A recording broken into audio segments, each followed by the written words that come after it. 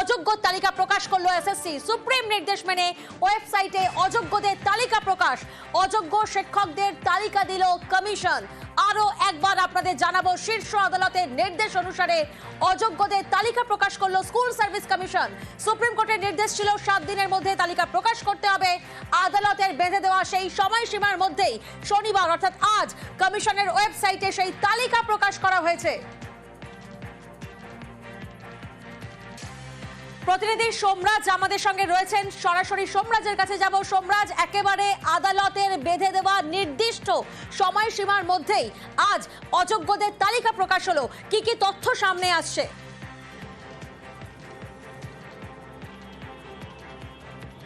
দেখো, 1804 জনের নামের তালিকা প্রকাশ করে দেওয়া হলো, যারা অযোগ্য প্রার্থী, যারা নবম, দশম এবং একাদশ দ্বাদশে 2016 নিয়োগে অযোগ্য হিসেবে নিয়োগ হয়েছিলেন, তাদের নামের তালিকা প্রকাশ করে দেওয়া হলো। কিন্তু যেটা সবথেকে গুরুত্বপূর্ণ, যেটা আমরা সকাল থেকেই জানিয়ে আসছিলাম, যে শুধুমাত্র তাদের রোল নাম্বার ও নাম প্রকাশ করা হবে। যে তালিকা এসএসসি প্রকাশ করলো সেখানেও দেখা গেল যে শুধুমাত্র রোল নম্বর ও নাম প্রকাশ করা হয়েছে অযোগ্যদের তালিকায়। অর্থাৎ তারা কোন স্কুলে চাকরি পেয়েছিলেন বা কোন স্কুলে যোগ দিয়েছিলেন, আদেও যোগ দিয়েছিলেন নাকি, যে স্কুলে যোগ দিয়েছিলেন সেই স্কুল থেকে অন্য স্কুলে ট্রান্সফার নিয়েছিলেন নাকি, সেই বিষয় সম্পর্কে স্পষ্ট কিছু বলা হয়নি এই তালিকায়। শুধুমাত্র নাম ও রোল নাম্বার উল্লেখ করে 1804 জনের তালিকা প্রকাশ করে দেওয়া হলো এসএসসির তরফে।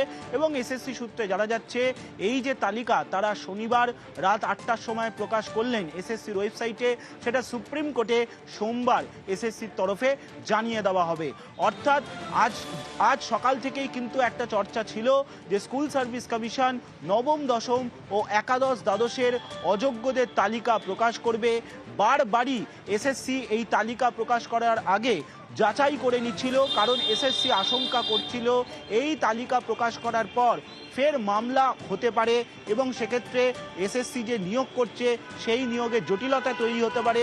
সেই কারণেই বারবার তালিকা যাচাই করার পর রাত 8টার সময় এসএসসির ওয়েবসাইটে এই তালিকা প্রকাশ করে দেওয়া হলো 1804 জনের। কিন্তু সেই তালিকায় কারা কারা নবম, দশম বা কারা কারা একাদশ দ্বাদশের জন্য চাকরি পেয়েছিলেন সেটাও স্পষ্ট করা হয়নি। শুধুমাত্র 1804 জনের রোল নাম্বার ও নাম সহ তালিকা প্রকাশ করে দেওয়া হলো এসএসসির ওয়েবসাইটে।